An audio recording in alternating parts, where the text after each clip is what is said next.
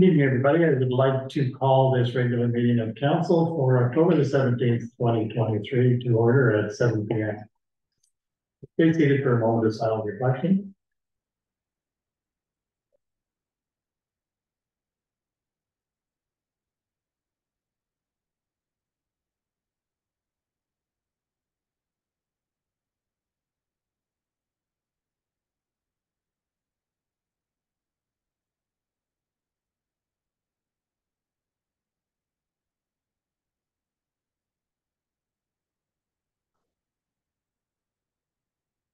Thank you very much.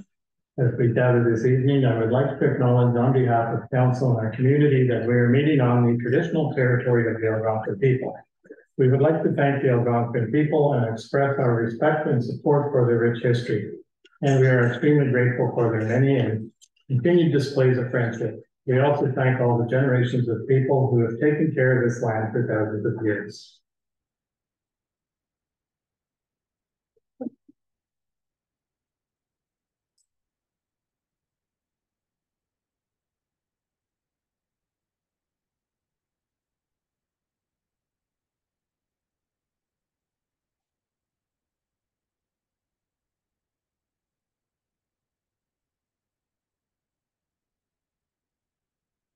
So on October 10th, 2023, the Ontario Highlands Tourism Organization attended the Development and Property Committee meeting as a delegation and presented their regional tourism report.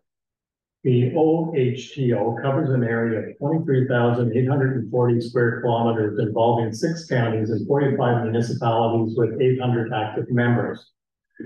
In 2019, this region hosted 5.7 million visitors, spending $6 billion and generating $184 million in tax revenue. The OHTO experienced a sharp increase in tourist visits during the pandemic as people took advantage of the vast open space to enjoy the outdoors. In spite of these impressive numbers, the OHTO receives the least funding from the province for tourism, and this funding has not increased in the past 5+ years. Provincial funding is based on the number of roofed tourist accommodations, however, doesn't recognize the number of parks and campsites that attract tourists to this area. The county will be requesting a delegation with Minister Neil Lumsden, who is the Minister of Tourism, Culture and Sport, at the Roma conference in January.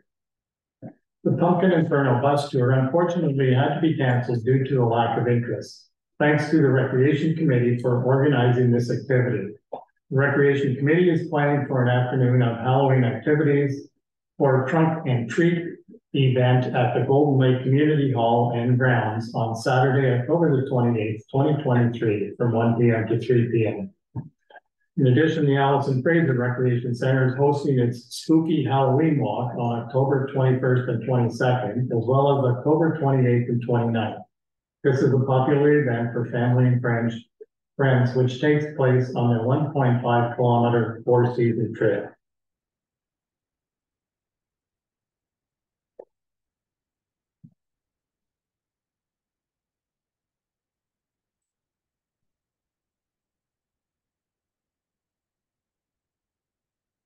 I have a resolution that the October 17th, 2023 Mayor's Address be accepted as presented, moved by Council Berg, seconded by Council Rector.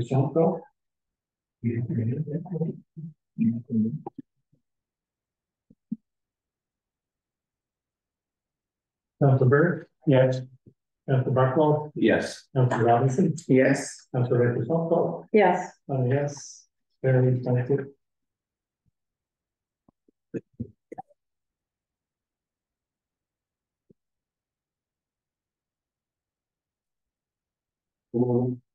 Are there any declarations of pecuniary interest in the general nature thereof? Seeing none, then we'll move to item 5, which is the adoption of the minutes for October the 3rd, 2023. And I have a motion that the regular council minutes be accepted as presented. Moved by Councilor Bucknell, seconded by Councilor Rector. Any additions, corrections, or omissions? Seeing none, Councilor Burns. Yes. Councilor Bucknell. Yes. Councilor Robinson. Yes. Councilor Rector. Yes. Yes. Thank you.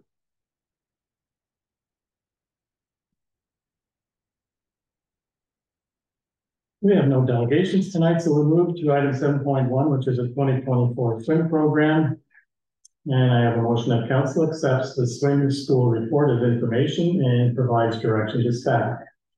And I'm going to move in a second and moved by Councillor Robinson, seconded by Councillor Buckle. Comments, questions? Councillor Ricky. Just 1, 2, 3, 4, the 5th paragraph where it talks about the $25,000. Can you just like maybe further explain that figure?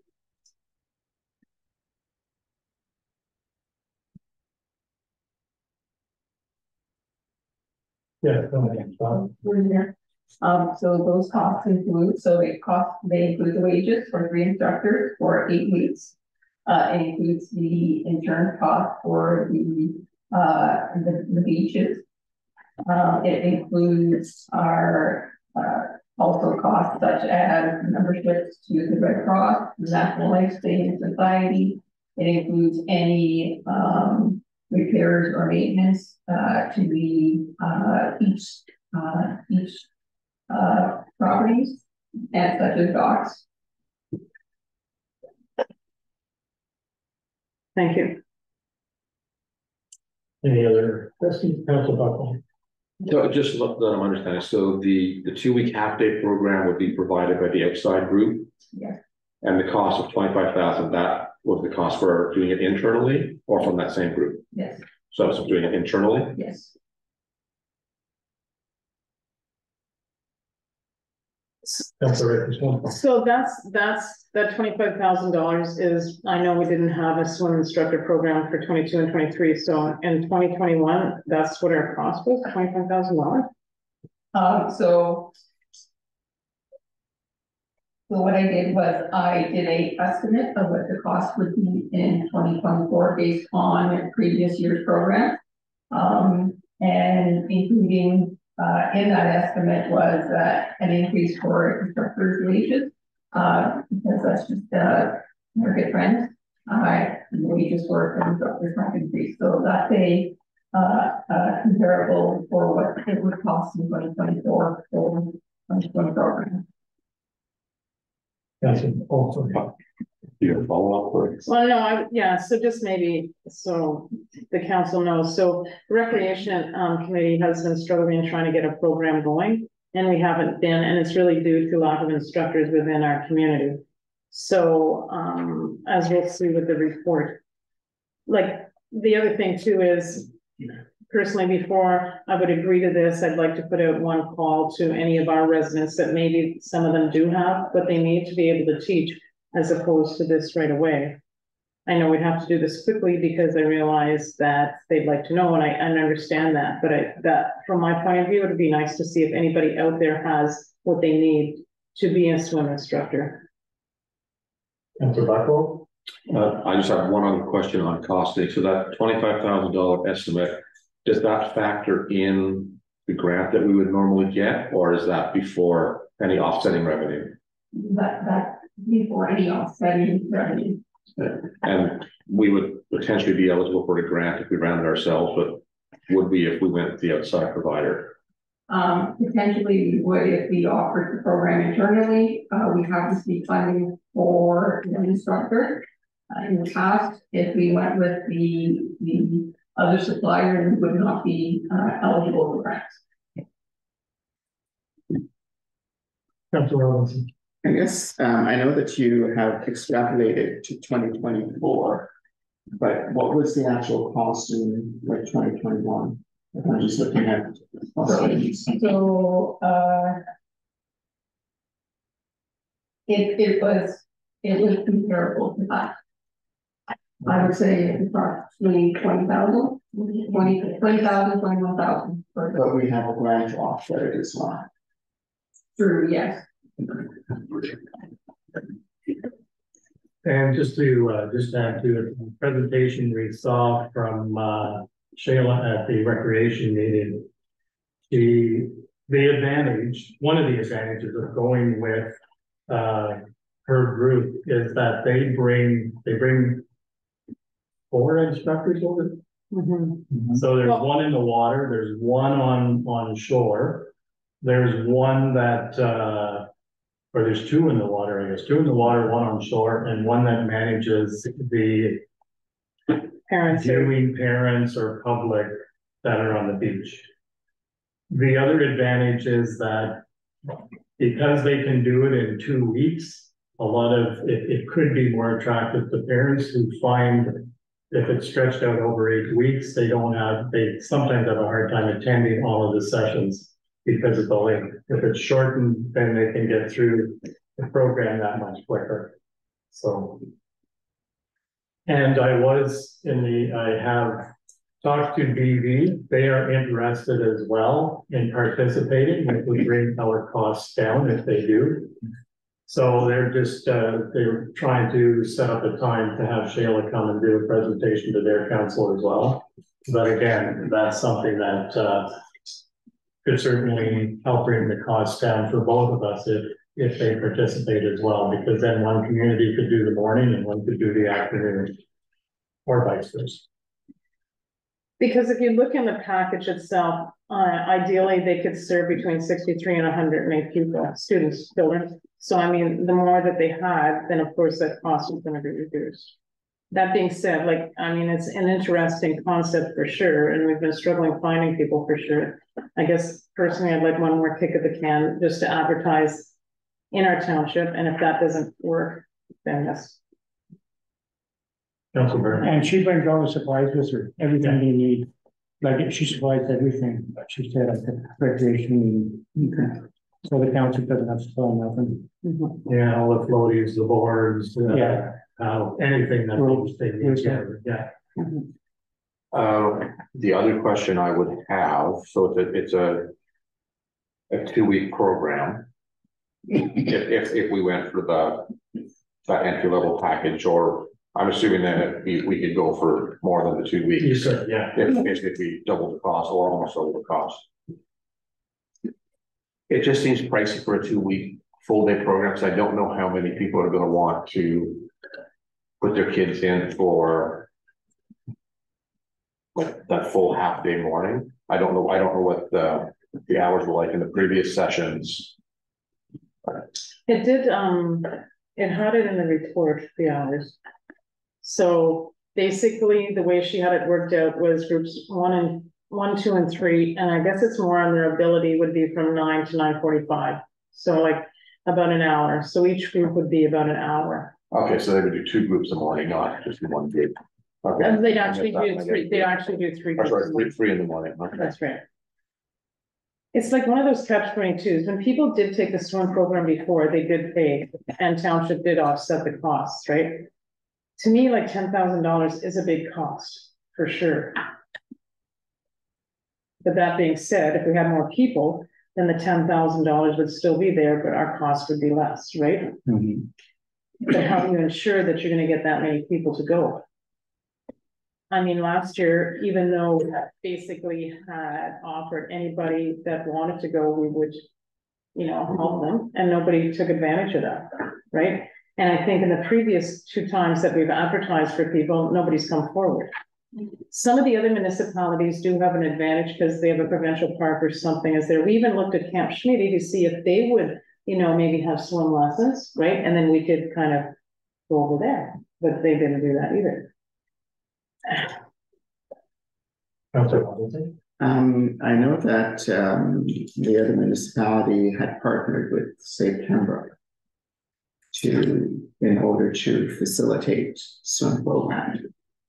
A couple of residents had asked me why we didn't do it, but ours wasn't very well publicized to make sure that is available. And maybe that is something that we really should also consider in the parameters of decision that we're making. One of the other things I kind of looked at the swim program is by running it over the 8 weeks, we were also providing an employment opportunity for youth in the area for the whole summer, as opposed to putting this out to a private group for that shorter 2-week window. I'm in agreement with Councilor Ray Shanefield about let's see if we can advertise and see if anyone's available, and maybe there's something we need to come back to. as an option for the summer, or maybe we look at the cost of partnering with, say, the pool in Pembroke. See what we could get maybe for even year-round access or winter access when normally people can't go swimming, as opposed to just doing it in the summer. Because from my perspective, it was always about, you know, having that student for the summer that had a job in the township and getting the parents out and with their visitors over the summer. 2-week period, to me, that's kind of a high price tag.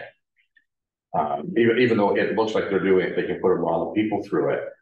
But do we have that many people to fit through it? That would be interesting, like based on our previous numbers. Like, do we have the number to do it? I don't know. It seems a little pricey for a lot of this. That's a right response. I do have to say, like, lots of times the students that were like participating in that swim program might have been like let's say they're coming to visit their grandparent or somebody on the lake. So it wasn't necessarily sometimes homegrown kids, but I do really think it's important. Like, we live in Canada, lots of lakes and rivers and streams, that I think swimming is a very important, and everybody should know at least the basics. When she did her package, it wasn't like the one that you would get at, let's say, the Kinsman or a pool. It wasn't like you'd get a badge, but it was like health, water safety. There were some interesting concepts, right? And I think that's the whole thing. We don't necessarily have to know how to properly do the breaststroke, but what we have to do is be able to bob and be able to like keep our breath so somebody can save us. Like, and so but that was kind of an interesting idea. I mean, I still think I'd like to put it out there to see if we have anybody else. And then, like you said, then maybe it would be nice to know numbers. I hate like saying committing to something and we might only have 20 people. Well, like, that's a lot of money to spend. We nearly could truck them into Pembroke. I also like Councillor Buckwalt's ideas. If it doesn't float, then maybe we look at doing something that we somehow subsidize them through a year. Maybe they go in. If we did advertise, though, I'd like it to be seen like we need, like, the instructors have to have this, and this. So then, and they still have opportunity to do it, because I know Pembroke was offering, and lots of times that it's like you just need to put in so many hours. Councillor Robinson. One of the other things that I think maybe we should also explore is, yeah, we talk about V being involved, but maybe we should, you know, take it further afield. Like Admiston Bromley, clearly we're having Richard.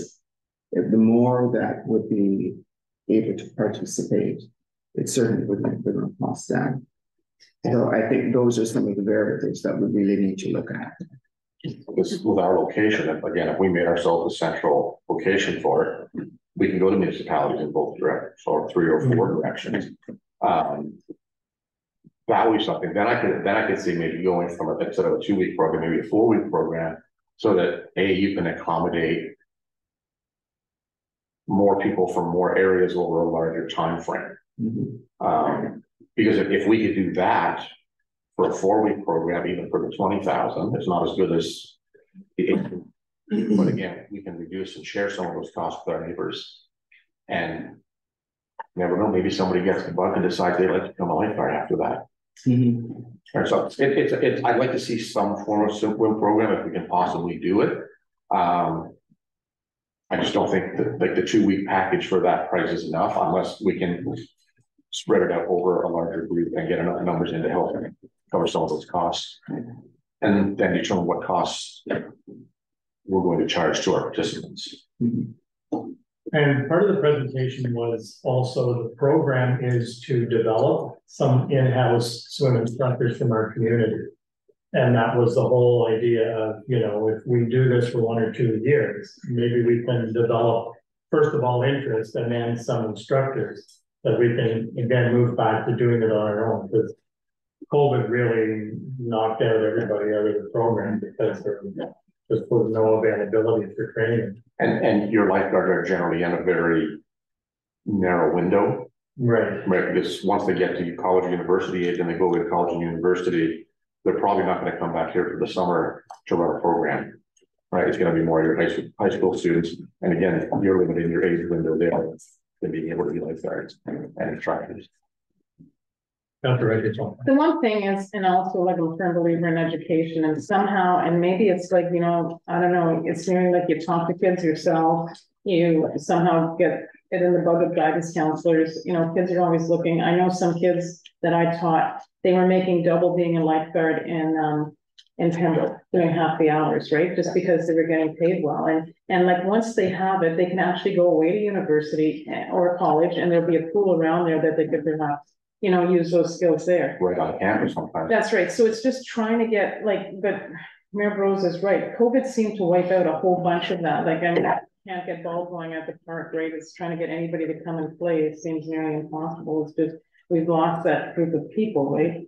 But I still like to support in our community first before we reach out to the organization. And, you know, she did talk about developing, but to me, that's also kind of a pipe dream, because what she's hoping is a person comes to our program year 1, and in year 3, they're like, this is what I want to do. And then you have your own. The only bad thing about that is by that time that person figures that out, they're nearly aged out. Depending on where you're starting at. And then you have to start all over again. Like, I mean, the concept, I think, is really interesting, and I think it does fill a void. But to me, the cost is like very expensive. Had it been half the price, and then you could use it nearly as a pilot to see if we'd get, like, how many kids would we get? Would we get 30 kids? Maybe we'd get 80 kids. I don't know, right? But when that cost up front is so high, it makes me very leery to want to do that, even though I think it's so important. And maybe then we have to go to a different plan, and maybe plan B is, if we think it's that important, maybe we somehow come up with a voucher system, or we come up with something that, you know, the kids can go to Pembroke or Arnprior or wherever, and because we just think that's an important part of our community. I guess the only downside, if you're a parent, is then you're driving that much further to get your kids into a program, so.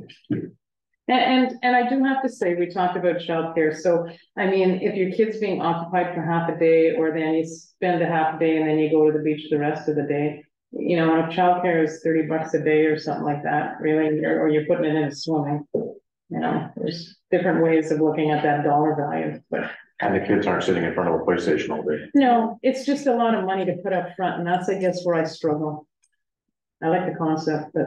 So the motion is to provide direction to staff. So I guess what I'm hearing is that council would like staff to advertise for a swim program in the municipality and see what kind of response we have.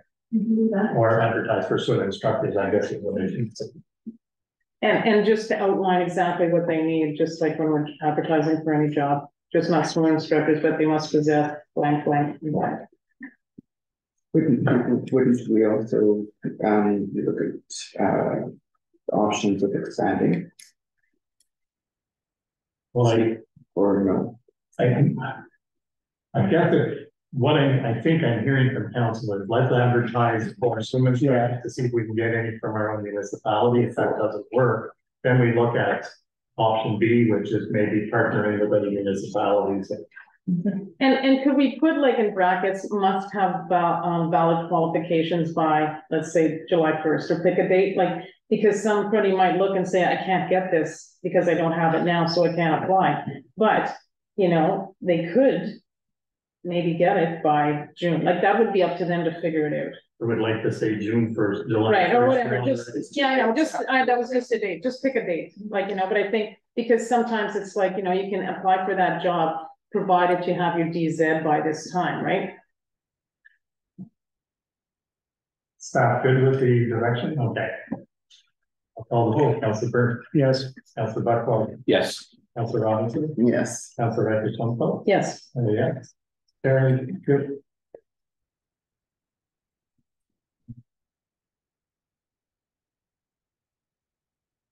Item 10.2 is the office holiday hours. I have a motion that council accepts the report regarding Christmas office hours, and that the council closed from 12 noon on December 22nd, 2023, and reopened on January the 2nd, 2024. And further, that the January 2nd, 2024 meeting of council be rescheduled to January the 9th, 2024. Moved by Councilor Byrne, seconded by Councilor Buckwell. Comments, questions?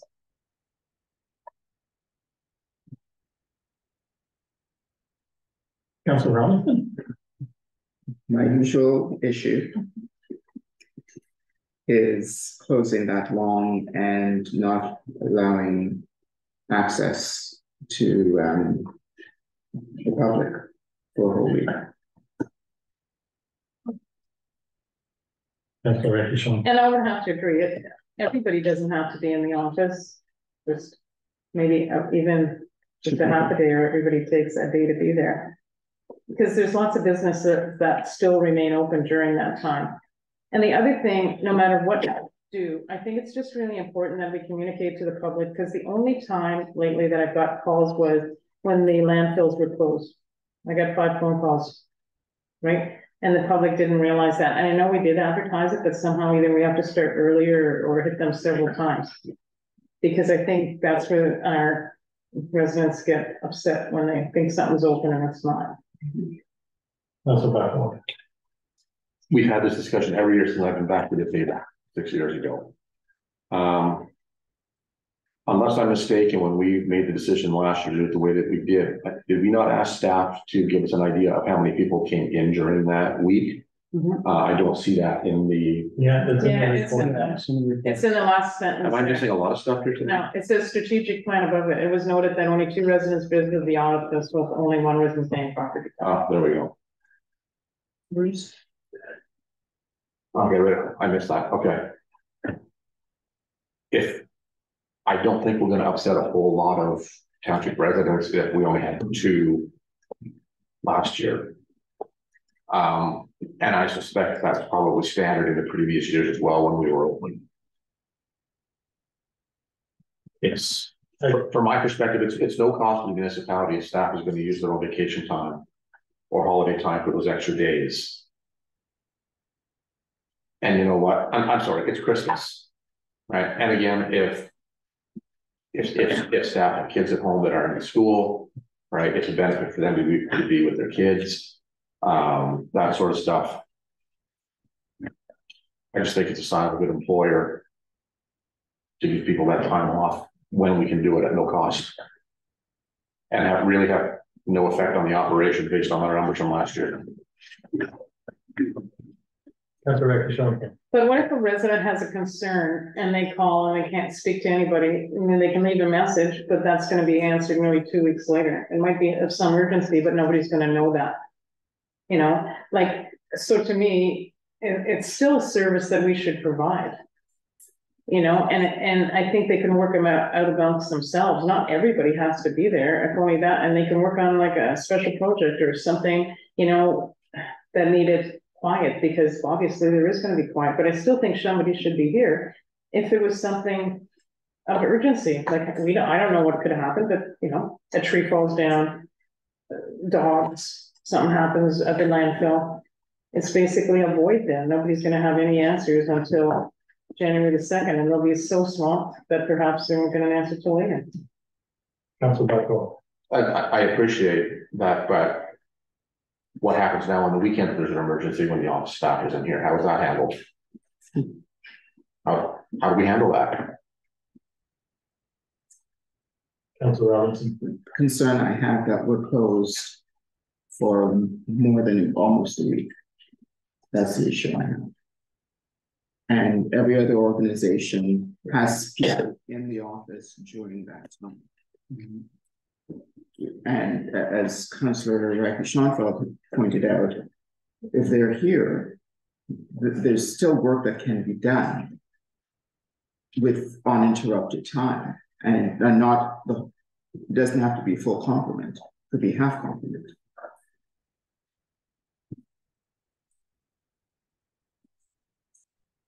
Rock, paper, rookie who has to work those 3 days. From my perspective, we have information from staff that there wasn't a lot going on those days for people to come in. If there's emergencies, we handle them the same way as we would handle them on a weekend. And you know what? It costs nothing for goodwill of our staff without negatively affecting our ratepayers based on these numbers. I'm in favor of it. It amounts to 2.5 days in addition to the staff holidays. 3 days. 3 days. 3.5.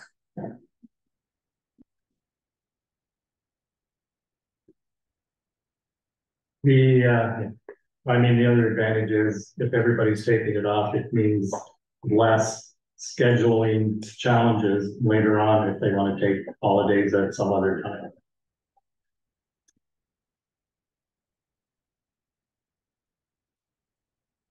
Anyway, I call the vote. I don't see any other comments. Councilor Burt, Yes, Councilor Bucklow, Yes. Councilor Robinson, No, Councilor Reddish-Sonko. No, I'm a yes, that's carried. Thank you.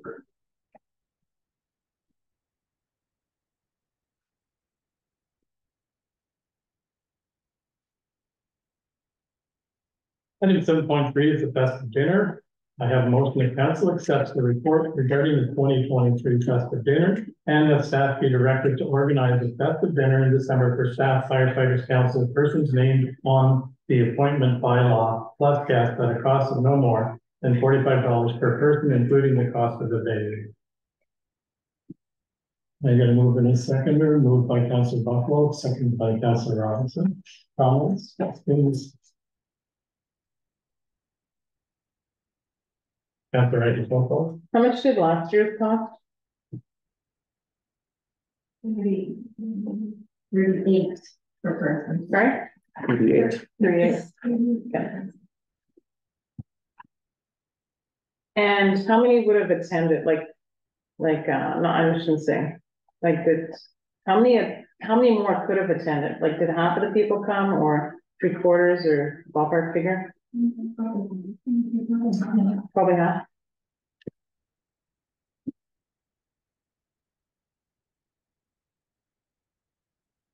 Councilor Reddish-Sonko. Okay, so, and I have the same all the time. I really think that it's a lot of money to be spent on the employee along with their spouse. Like, treating the employee is one thing, treating the spouse to me is another thing. It's unfortunate. It seems like we have a place, but either like the Snowdrifters, I mean, it sure would be nice to utilize that place. It's got to decrease that cost somehow. I do have my smart serve. I would work for free. It to me, once again, it just seems like a lot of money when we don't have some of our roads done and other things. And I get the whole thing about goodwill and stuff like that. I mean, we can show goodwill in other ways. Lots of organizations now have gone away with a festive holiday dinner. And in some cases, they're partnering to reduce the cost.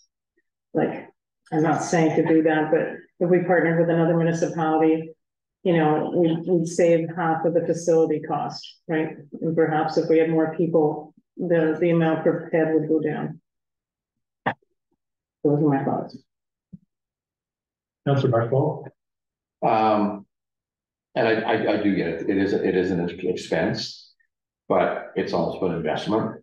I'm just going through this, and I know we do have a facility at Snowdrifters that it would be nice to use and introduce that to our staff and their families. But I don't think our staff should be doing their own appreciation, and I think it should be done by, if we're going to do it, we cater and we don't have our staff doing all the work. But that's my opinion, because then at the end of the night or the next day now, they're coming back and having to do that work. If it's a celebration and a chance for appreciation on that, then let's show them we actually appreciate them and not have them have to clean up after themselves the next day. That's my opinion on that. I still think it's a good investment. It's a good investment for our staff. It's a good investment for their partners.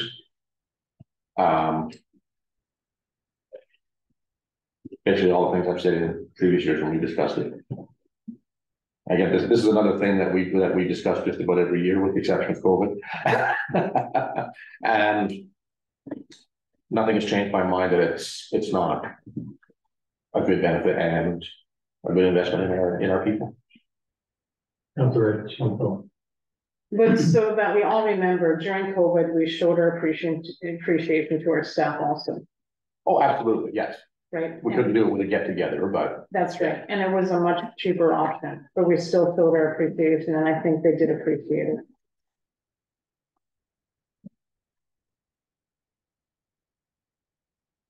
Councilor Robinson, do you have a comment?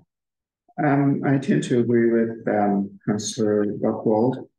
It is an expression of appreciation that we have to our the firefighters and families, because they do go up over and beyond for the community. and this is just an expression of it.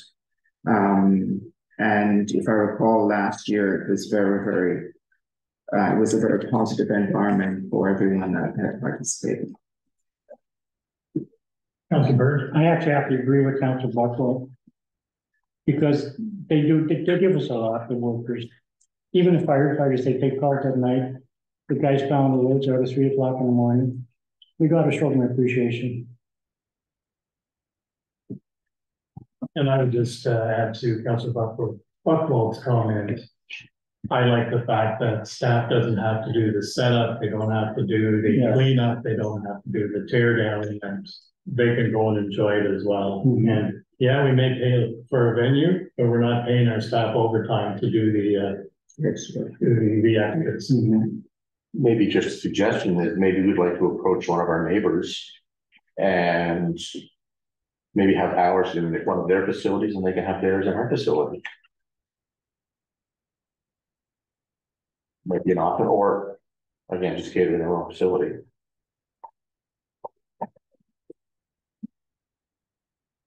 Any other comments? Seeing none, I'll call the vote. Councilor Byrd? Yes. Councilor Buckle? Yes. Councilor Robinson? Yes. Councilor Hutchins-Falco? No, And a yes. Karen, thank you.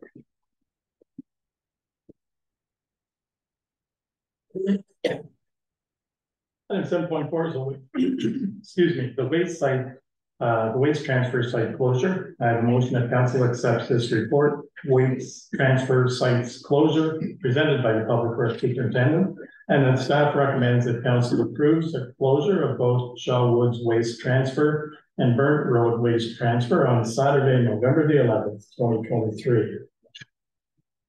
Moved by Councilor Robinson, seconded by Councilor Buckle. Questions? Councilor Hutchins-Falco. so traditionally we would have had them open, and I get the logic and the argument and stuff like that. But did the waste the transfer site employees, did they want it closed, or did it matter to them because they're the ones working? I think really it was a matter of what our bylaw and our policy says, correct? That's true, yes. If I may. Yeah. Comments from the waste transfer site attendants, would prefer to have open. They receive complaints, of course, you get from the public from coming to the waste transfer. So they did have some at the previous one with the Truth and Reconciliation Day. The reason I brought this forward was because of the word statutory holiday. Technically, they're both not statutory holidays, but because we've honored the Truth and Reconciliation Day, I thought maybe it would be great to honor our veterans by having it closed. Councilor Buckle. Yeah, I had an opportunity to speak with some of the waste staff too. One that I spoke to would like to see it open. One said it's whatever council decides. But what they definitely want is they want clarity as soon as possible so they can let the people know as they're coming in over the next couple of weeks.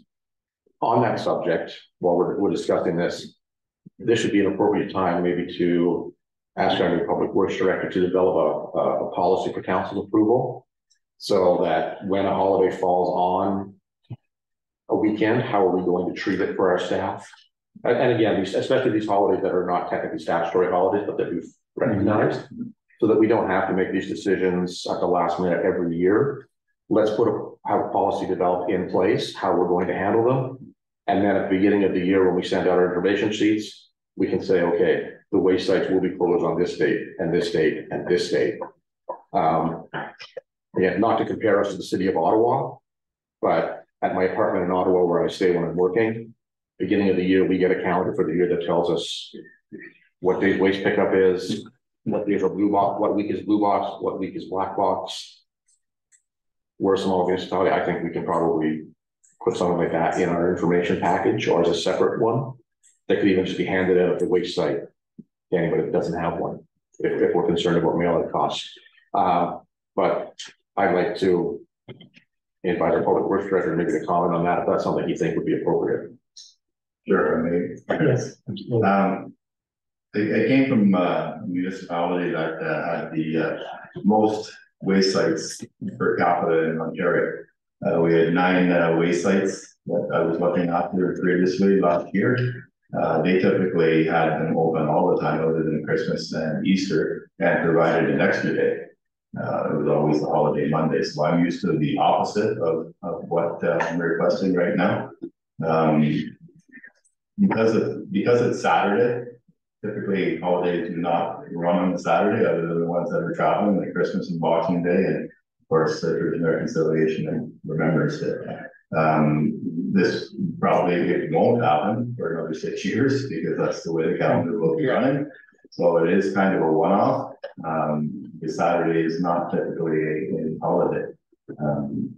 So I believe in the future, I mean, we're probably just looking at Christmas and Boxing Day that you would have to make a policy for. That's a right. I feel because we have 2 transfer stations that, and the people working there, you know, had no strong feelings, and in fact, one said, or the superintendent said, they don't mind working it.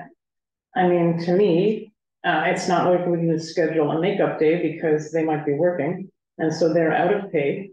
I mean, not everything closes on November 11th, that's for sure, right? It's kind of like an unofficial one, so I'm personally okay with leaving them open. I think the public's used to that. Our employees seem to be okay with that, so why would we change it? Councilor Burke. Sorry, Councilor Buckle.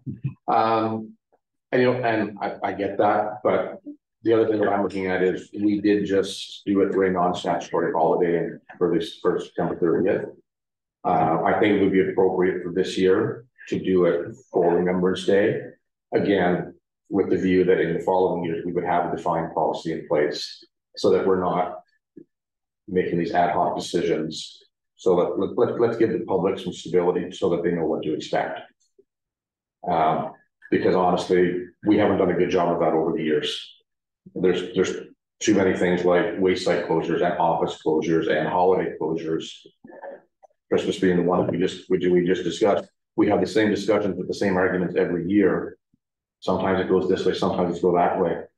Let's just set a policy that all council can, set a policy that all council can get behind and move forward, and then let's take that off the plate so that people aren't being surprised.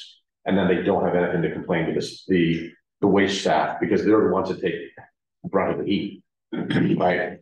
The next day after the place is closed. So I'd like to see it closed for this year, and let's have a policy in place for next year that covers all of our calendars and publish it at the beginning of the year. And then we're trying to do it. We make a decision, we stick to it. That's my perspective. I like things being organized. And I don't disagree with you. I'm okay either way. I ended up going to the Burt Road site the day after Truth and Reconciliation, or I should say the Wednesday after.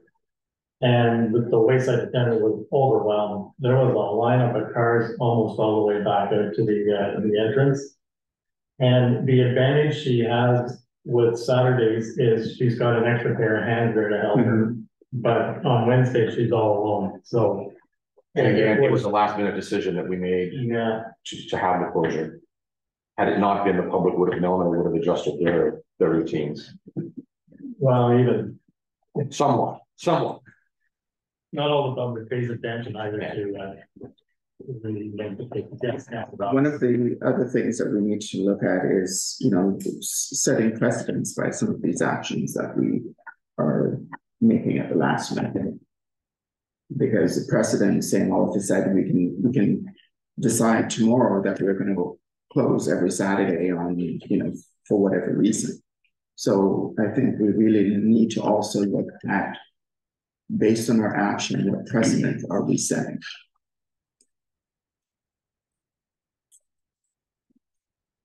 Any other comments? So the motion is recommending that we approve the closure for both sites on Saturday, November the 11th. I'll call the vote. Councilor Byrne? No. Councilor Buckle? Yes. Councilor Robinson? No. Councilor Rector? No. And I'm no. So that is defeated.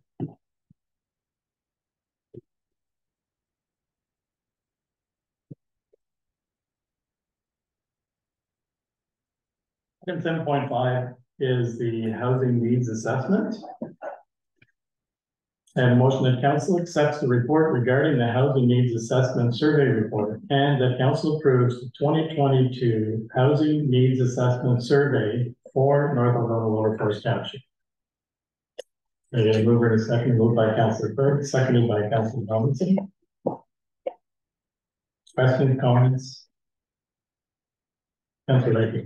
It's always hard to, like, because only 74 people responded, right, in our township of all those people that are listed on that wage sheet.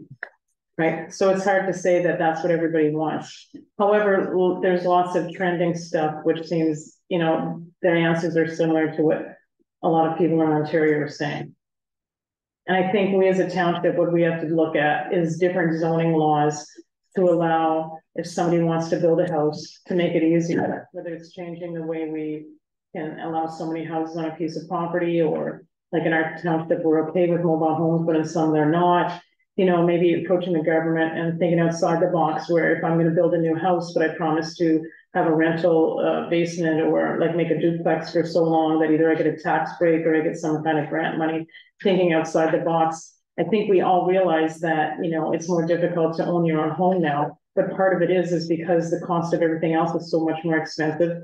And like, I think when I was in my 20s, the number of opportunities I would have had to work versus now, if I'm in my 20s, the number of opportunities I really don't have in this community to get a good paying job so I can buy my own house. You know, we can build a whole bunch of houses. That doesn't mean we're going to get people in them if they can't afford them. And I think that's just something we have to look at. And like, you know, when I think of the green belt and all that stuff that went on there, I really don't think the green belt was going to be for affordable housing with people that had limited income. That's my personal opinion. Maybe I'm wrong.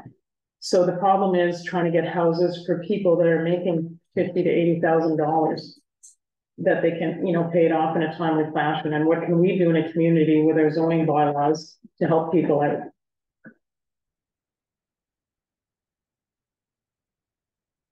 Any other comments? I just would like to compliment staff for a very well done report.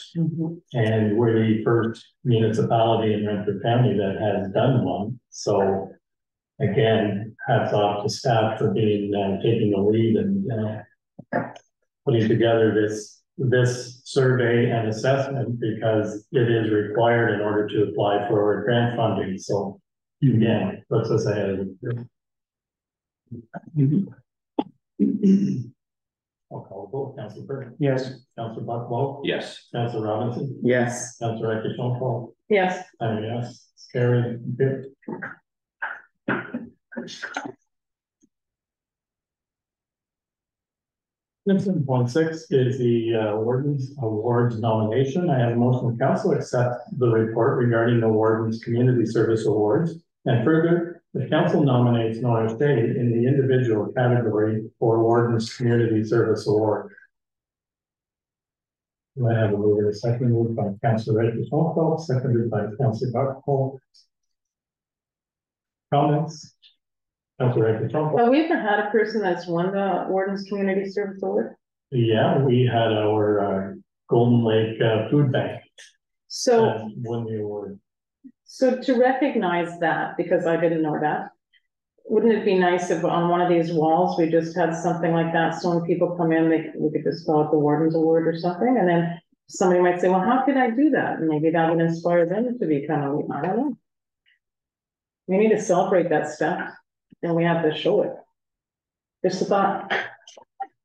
Councillor Bucklow. Actually, I think that's a great idea. We could do that either here, or we could do that at one of our community center or snow drifters, right? Whether it be members of the public coming in, absolutely. Or we could do it in all places. Or in all.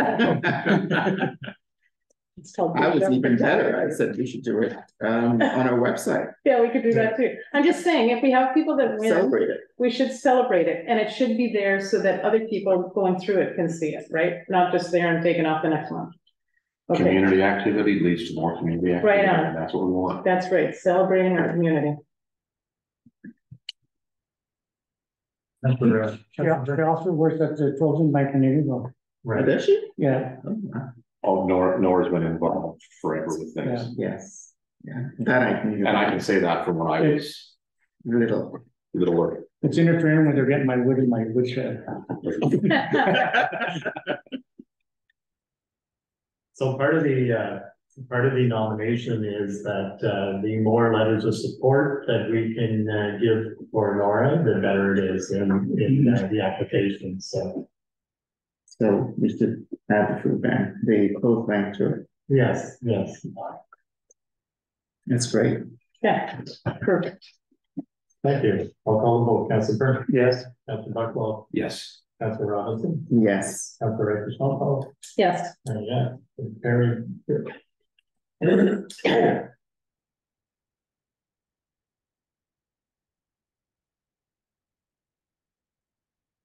So item 7.7 is the admin finance update, and I have a motion of council accepts the admin finance update report as information. I'm going to move in a second, moved by Councilor Burke, seconded by Councilor Buckwell. Comments, Councilor? Councilor Reddish-Montal. Just I was confused under the finance paragraph there where it says the finance department was issued supplementary and omitted tax notices for 2023. What does that mean? Okay, so we have, so the taxation department has issued up and it's tax bills for 2023, so that's What's the difference between the two of them? okay, so stocks are normally so stocks are taxation from the current year. So anybody that made any changes or upgrades in 2023 Okay. omits can go back 3 years. So what would omit one? What would be omit one be? So it would have been omitted assessment, so it could have been a garage or an improvement to a property that wasn't assessed during the current year. And so it's a catch up. It's kind of like a supplementary from backwards. Yes. Okay, thanks for that clarification. Councilor Robinson. This question was, when you say go back 2 years, like if the activity took place at the end of 2022, are you going to go back and reassess them to 2019? So let's say the Bristol Assessment Property Corporation, they noticed the improvement in 2023, but it occurred 3 years prior, they can go back 3 years. Oh, but only if it was to the date of activity. Yeah. Okay, thank you. Thanks. And I just wanted to comment on the Renfrew County Planning Department. They are looking to schedule a Planning 101 presentation to council. So just to remind council, if you have questions, as you were saying about zoning bylaws, etc., if you can provide the questions to them ahead of time, they appreciate that because it gives them more time to put together a proper response. Yeah, thank you.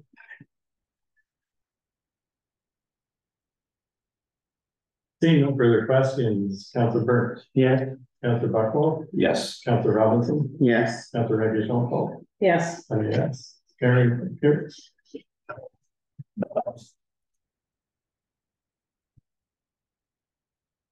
And 7.8 is the Snow Drifters Facility Rental Agreement, and I have motion that council approves the Snow Drifters Rental Agreement and rental terms and conditions.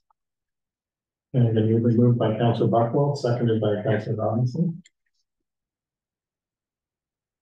Comments? Questions? Councilor Reddish-Montal. I really like the idea of that checkout checklist. That's great. Do they have one like that for the lodge? Yeah. Okay, perfect, because that's a great idea. So when people are leaving, then they can do that. So that's the only comment. It looks very good. Any other comments? Seeing none, Councilor Burke. Yes. Councilor Buckwell. Yes. Councilor Robinson. Yes. Councilor Reddish-Montal. Yes. Yes. Very good.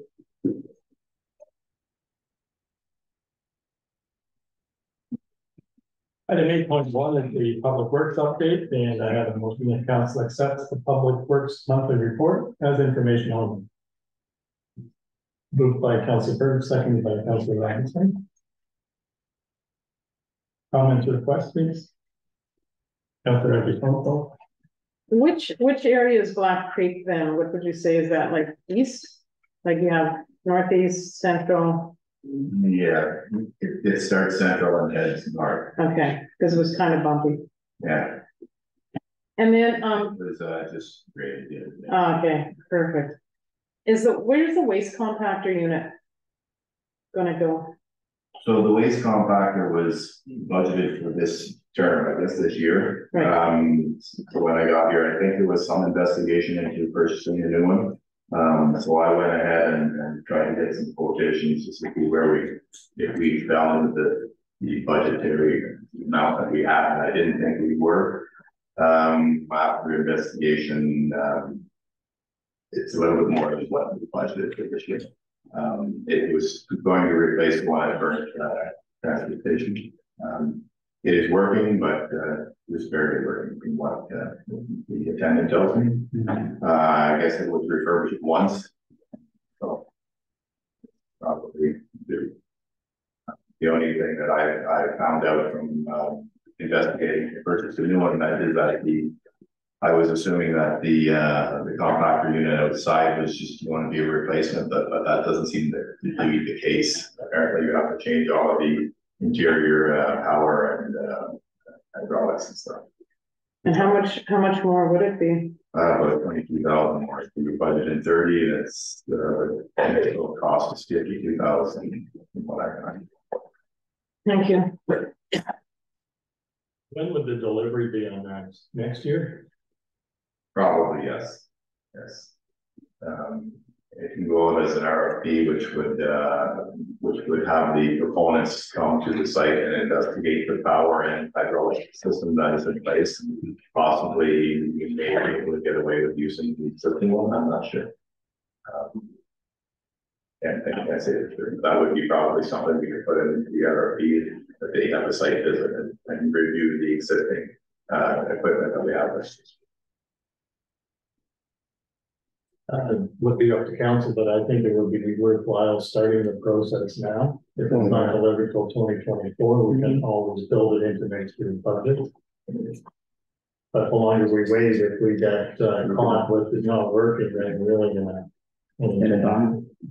And there's been many different issues with the one I first wrote there. One day it wouldn't return when it's compacted, and I don't know, with this jammed or something inside, but again, you had to file a whole garbage up there. yeah. You come out, doing it later in the day, it started working. No, it seems better days out when Through the mayor, we can start the RFP process. Yeah, and maybe bring a report back to our next meeting on what you found there. If I start the RFP, it'll come back with the pricing, yes. Yeah. So it'll probably be at least a month or so before. That's fine. Okay. Thank you. Call vote, Councilor Burks. Yes. I just have a question. I was on page 2. So I was surprised to read in the Eagle Leader that we were looking for, I can't make this smaller, the seasonal patroller operator laborer. I didn't realize that we were looking for people. I thought we had a complement of people. No, as far as I know, we are not full in that position. So what we had last winter is different than what we're gonna have this winter. No, there was 2 last winter, and there's going to be 2 this winter. But I thought the 2 last winter, they weren't 32 hours. That's correct. Right, so it will be different this winter than it was last winter. I believe that's going close. Oh, okay, I didn't know that. Okay, thanks. I'll call the vote. Councilor Burks. yes. Councilor Bucklow. Yes. Councilor Robinson. Yes, Councilor Transpo. Yes, Okay. Very good.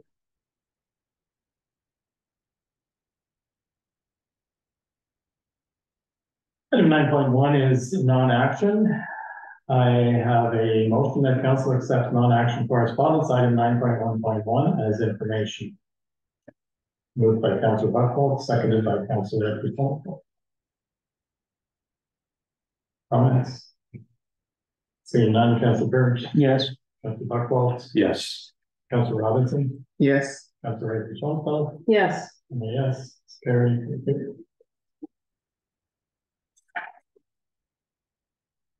Item 9.2.1 is the Roma 2024 conference. I have a motion that the following members of council be registered for the 2024 Roma conference. Dr. Buckle? I'm moving. Oh, you're moving on. Seconded by Oh, Councilor that's Reddy. right, we'll be with it. Council members. I'm unavailable. Okay, Councilor Reddy. I'm unavailable. Councilor Bird. Unavailable. Councilor Robinson. Guess I'm available. Guess the list got very short. I could be available. Okay, and I'm already registered with the county, so for the people on council. I'll vote Councilor Bird. Yes. Councilor Buckle. Yes. Councilor Robinson. Yes. Councilor Reddy. Yes, Yes, very good.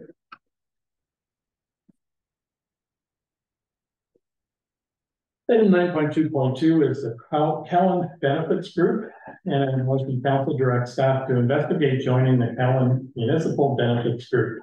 Do I have a mover and a second? Moved by Councilor Buckle, seconded by Councilor Robinson. Comments, questions? Councilor Reddy. is the purpose of this to try and reduce some of our costs? Is that why you're thinking, or? It is. There's a number of municipalities that are part of this with the county. They did a presentation at our last county council. Because of the strength of working as a larger group, you have a little more influence on rates. They are able to negotiate some of the insurance rate increases. If you're on your own as an individual municipality, sometimes they're around 20% or higher on renewal. The Cowan Group or the Municipal Benefits Group tends to keep them, or has been able to keep them down around maybe 13%. The other advantage is that if you're part of this municipal benefits group, the insurance companies or the underwriters try to keep the rates at a level where it's going to cover claims. But at the end of the year, depending on usage, because the insurance is who uses sick leave, who uses dental, etc. Sometimes there's a surplus, and the surplus is shared with the members of the group. So it's given back in premium holidays. So you may get a premium holiday for 1, 2, 3 months. So that's the other advantage to being part of this group. And you can pick from a menu which insurance coverages you want for your staff. So it doesn't have to be the same as everybody in the group. It can be individualized to each municipality. It takes about 4 months. You can join anytime, but it takes about 4 months from the time you start the process until you are usually brought on board. They want to check, I guess, usage of, they just want to check data of their history. How would it compare to, how would it compare to what we have now? So I guess when you start the process, they come in and they do a survey of where we are, where we would like to go as far as coverages go, and then they'll give you an estimate, which you can compare to where you are. I see. Okay. But I think in all the cases, if I can remember correctly from the presentation, there wasn't a municipality that didn't do better with the group than what they were doing on their own.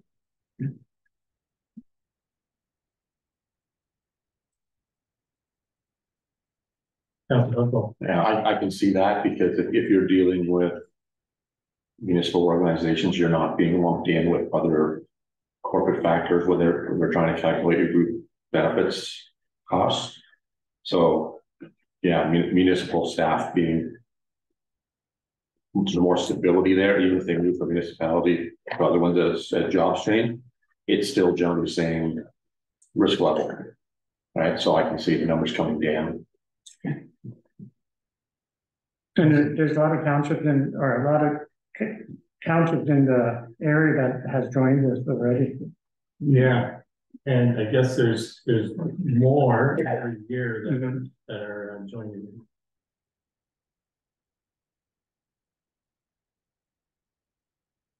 And they will be getting a premium holiday in 2024 based on the review from last year.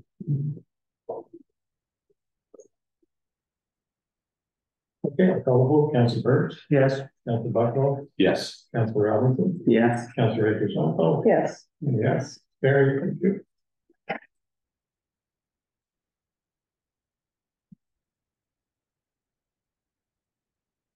Item 13.1 is the advisory to council committee, and I have motion council accept this report from the advisory committee to council. And further, that staff implement the council approved amendments to the terms of reference for the advisory committee to council.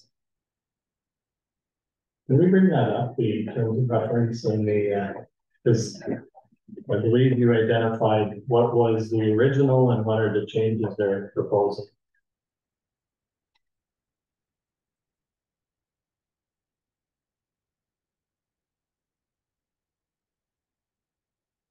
The committee report, so the black line with the original document, the red type is the recommendation by the advisory committee, and then the writing in green, that was some staff suggestion to council.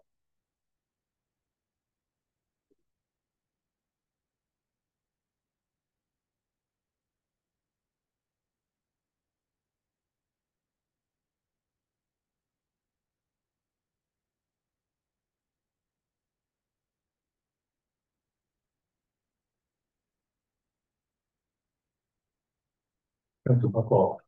Just a question, the staff suggested, so the committee is going to have a direct role in implementing projects. That's how I read that.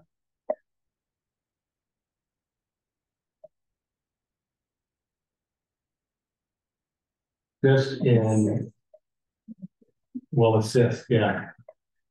So assist council in reviewing, promoting, and implementing. Right. Where council directs, yeah. Well, and where council directs will provide suggestions on a strategy. So the way that's worded, where council directs goes to the last part of that paragraph, not the beginning. So the intent is for the committee to for council to direct any review or by the committee. Okay, see, that's not what the wording of that paragraph said. Right, it starts out that the advisory committee to council will be, as a recommending body, will assist in reviewing, promoting, and implementing strategic plan projects. My interpretation of implementing would be taking on a leadership or supervisory role, as opposed to just an advisory role. How would you, are you suggesting you'd like to see it worded? I would take out the and implementing. Because if the role is to review and promote, they wouldn't have a direct role in implementing. That should be a function of staff. Right. The only thing is the current terms of reference read that they are part of promoting, overseeing, and implementing. Yes, the current one says of implementing council directives. So if council directs it, in that point, that phrasing would work. But in the green section, I don't believe it does. And in the red section, it works okay too. Like I think that they're saying that. I see where, Yes, I see where you're saying in the green, because it makes it sound like they're telling us what to do. Right. I just don't want someone on the committee feeling that it becomes their responsibility to start managing projects.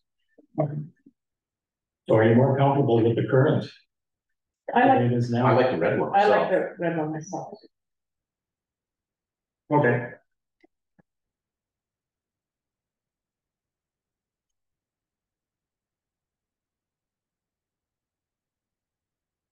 So can we scroll through? Yeah, please.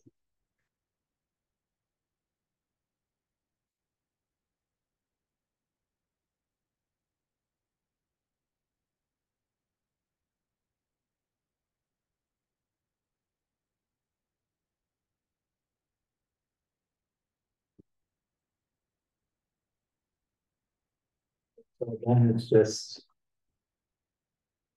making sure that they're following direction by council.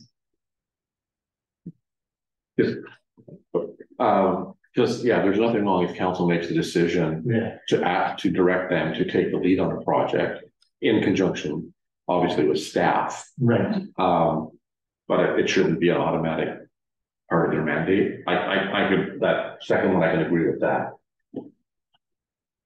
With the as directed by council included.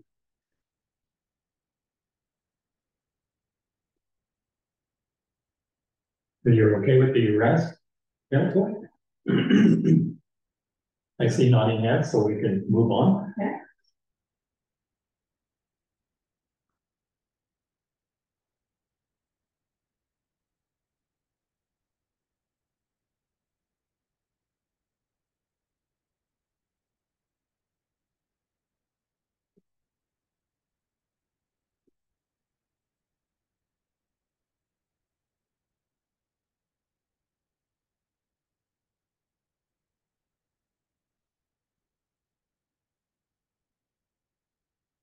We good with the changes? You agree?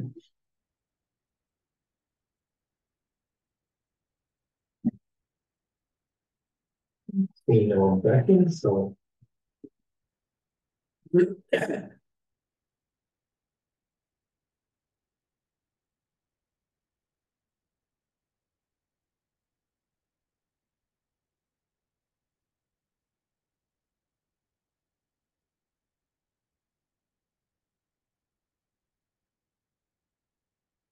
Any comments? Councilor?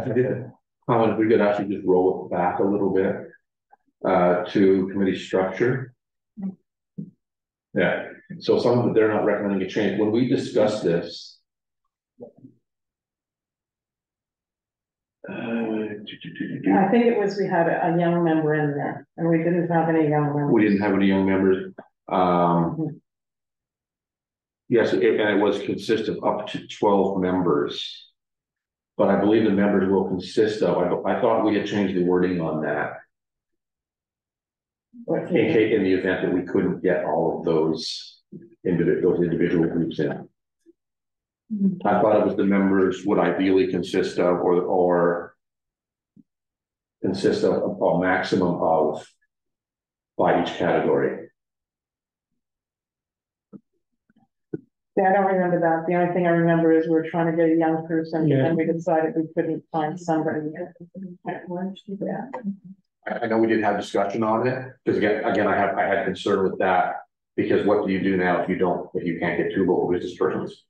You don't have a full committee, right? If that's shall consist of up to 12 members, and those members will consist of that breakdown, do you have a valid committee if you can't fill all those positions?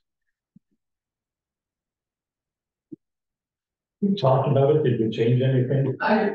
Yeah, Through the mayor, so you are correct, at one time we did have a youth member, and because we didn't have anybody apply, we increased the number of residents at large from 1 to 2 positions. That's how we dealt with that at that time. I'm just looking at moving forward, instead of having to come back and reapprove the committee structure every time we can't get somebody, let's put some flexibility in there so that we don't have to. Again, you're suggesting the change. The members will consist of a maximum of 2 current members of council to boom, boom, boom. Again, for that flexibility, it takes it away from being a requirement.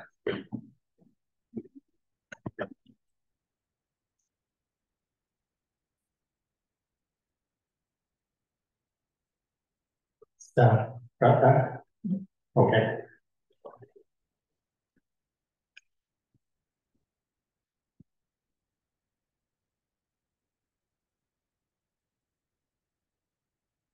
And the rest is okay? The rest I have no other concerns with. Okay. Did I get a mover in a second? I think so. Okay, moved by Councilor Buckle, seconded by Councilor Bird.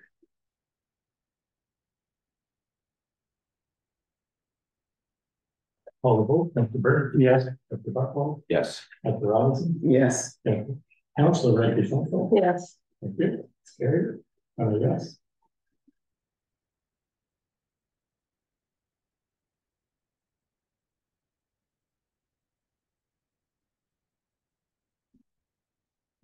So upcoming meetings and unfinished business, we have our advisory to council committee meeting on October 24th, 2023 at 7 p.m. And we have our next regular council meeting on November 3rd, 2023 at 7 p.m. That has to be the wrong date, because I just wanted to put it in my phone. November the 3rd is a Friday. I don't have, we don't have, that would be crazy.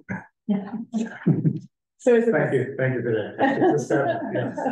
Because I'm like, okay. I was gonna say the same thing because I got home on the 6th of November from out west and I didn't miss any meetings and then November the 3rd.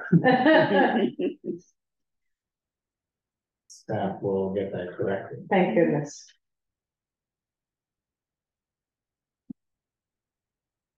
Council item 15 is, council will go into closed session pursuant to section 239(2)(b) and D of the Municipal Act regarding two personal matters about an identifiable individual and two labor relations or employee negotiations.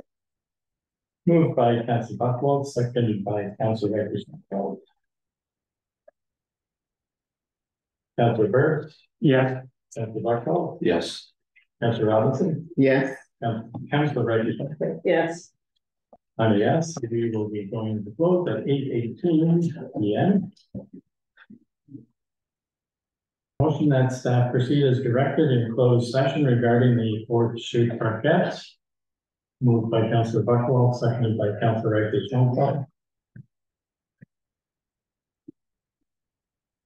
Councilor Burns. Yes. Councilor Buckwell. Yes. Councilor Robinson. Yes. Councilor Ray. Yes. Yes. Carried.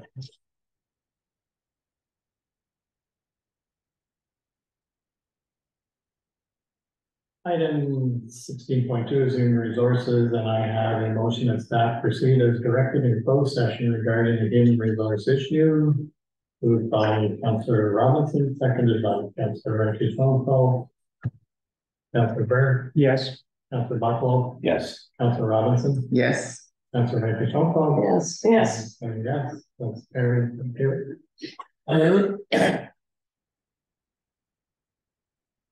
Item 16.3, I have a motion that staff proceed as directed in closed session regarding the human resource issue, moved by Councilor Buckwell, seconded by Councilor Burke.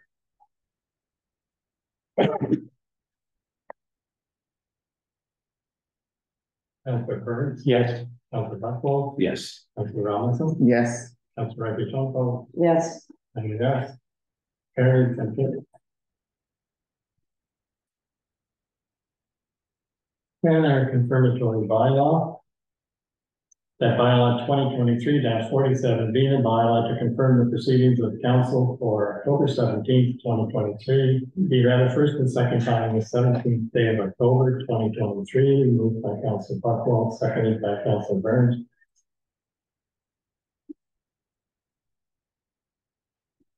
Be read a third time and finally passed the 17th day of October, 2023. Councilor Burns. Yes. Councilor Buckwell. Yes. Councilor Robinson. Yes. Councilor Ray. Yes. Yes, that's carried. Thank you.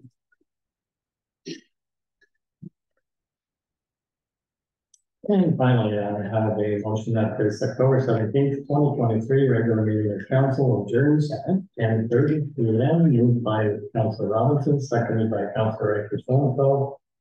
Councilor Burns. Yes. Councilor Buckwell. Yes. Councilor Robinson. Yes. Councilor Ray. Yes. Yes, Aaron, that's it.